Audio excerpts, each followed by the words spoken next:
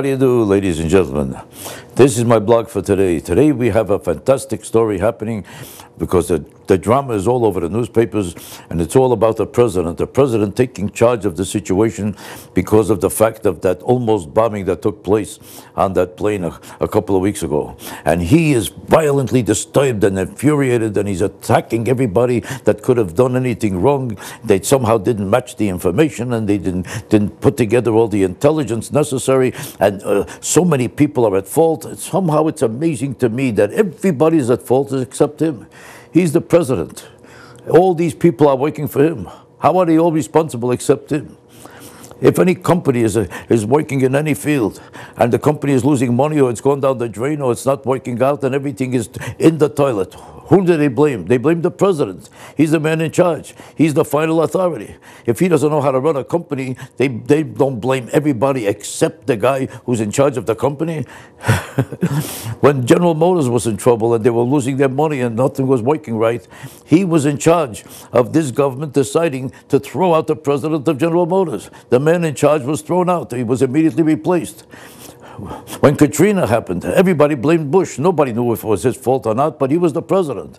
And it so happens in that case he had nothing to do with it. It wasn't even his fault. When he tried to help out the governor and the mayor and everybody involved, turned Bush down and told him, we don't need your help, there's no problem. But everybody blamed Bush because he's the president.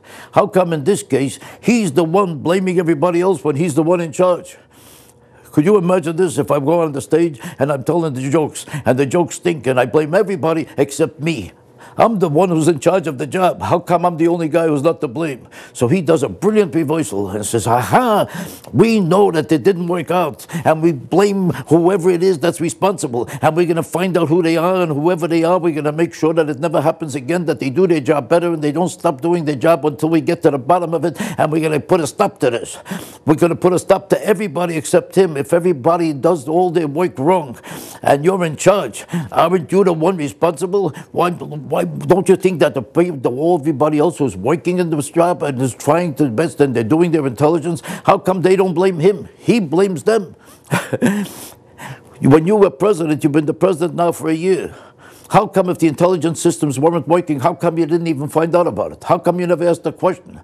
How come you didn't make sure they were well organized?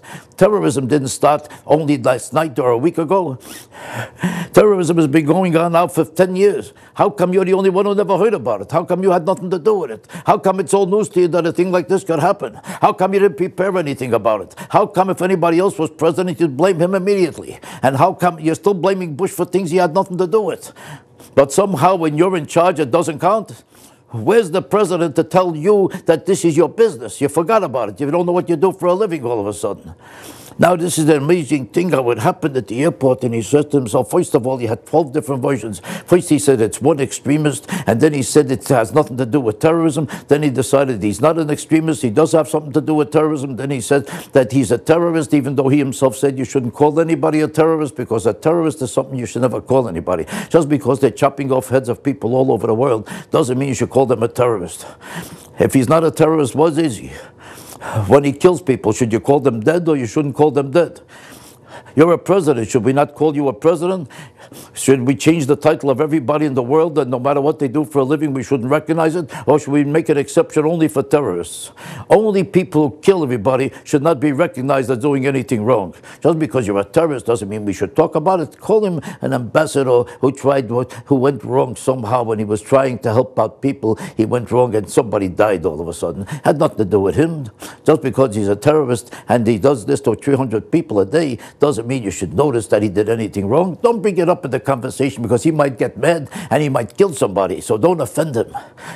This is a man who is avoiding the responsibility of the presidency. He has never fought terrorism. He's avoiding the issue of terrorism. He's destroying the system that protects us from terrorism, and he is the one responsible for what just happened. And it's your problem, and you're responsible for it. And don't tell us that you're in charge. If you were in charge, this wouldn't have happened. The fact that you didn't do your job is why it happened. So instead of telling everybody else about why they didn't do their job and you should look into it, let everybody else look into it and find out why you never did did your job. You're the one responsible, and you better do your job. And don't tell us anything else about who else is responsible. There's nobody else responsible. It's you that's responsible. Could you face that? Look in the mirror and find out who's responsible. It's you.